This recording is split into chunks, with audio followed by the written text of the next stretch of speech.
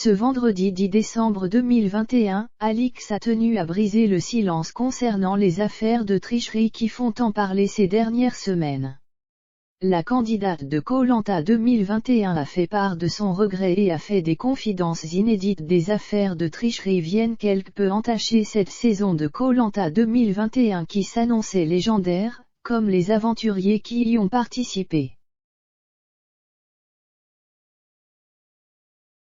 Cette année, seuls des candidats emblématiques ont eu la chance de s'envoler pour la Polynésie française afin de vivre, une fois de plus, une aventure hors du commun.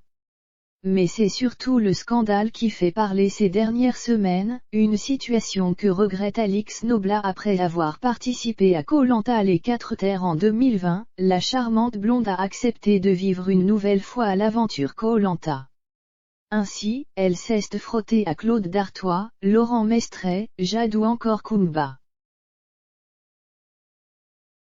Malheureusement, ce ne sont pas vraiment les performances des aventuriers qui font parler ces derniers temps, mais plutôt les affaires de tricherie. Un triste constat pour Alix qui a tenu à s'exprimer sur le sujet ce vendredi 10 décembre 2021, sur Instagram. Ma première aventure @Koh-Lanta a changé ma vie sur de nombreux points positifs.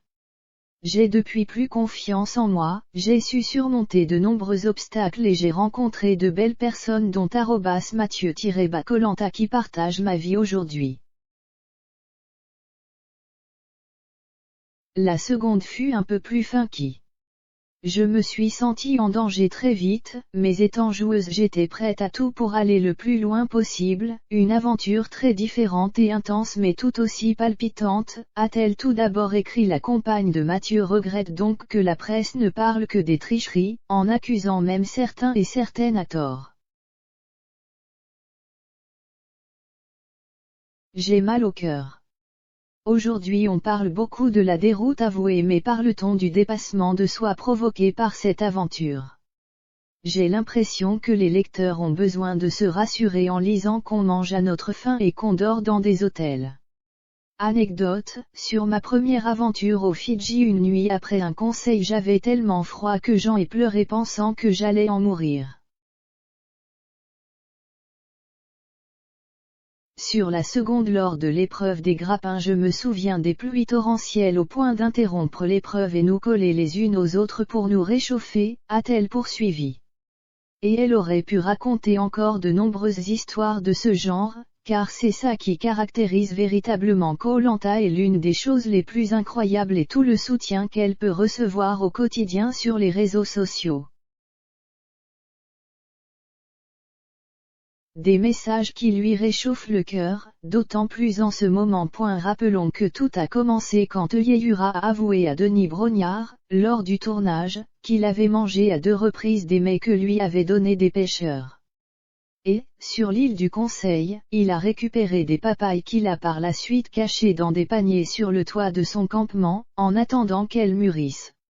Des aliments qu'il a partagés avec d'autres aventuriers. Mais lui seul a été exclu de l'aventure à la suite de cet écart de conduite, étant considéré comme l'investigateur. Par la suite, les noms des supposés candidats qui auraient également enfreint les règles sont sortis, à savoir Sam et Claude.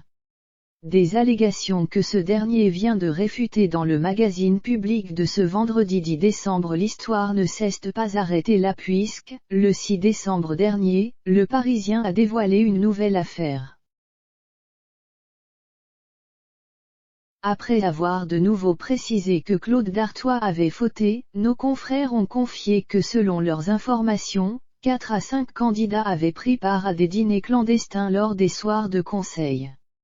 Une fois les gardiens censés les surveiller endormis, ils se seraient rendus à plusieurs reprises au Sunset Beach Motel, une pension de famille qui dispose de 6 bungalows avec vue sur le lagon ainsi qu'une grande villa sur jardin louée à des touristes ou des ex-métropolitains, afin d'obtenir de la nourriture.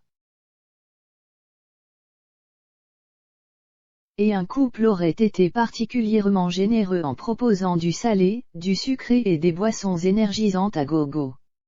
Une enquête est actuellement en cours du côté de la production afin de faire la lumière sur cette affaire. Accusés d'y avoir participé, Kumba et Laurent Mestre ont vite démenti. Teyeyura a de son côté également vite assuré qu'il n'avait pas pris part à ces fameux dîners.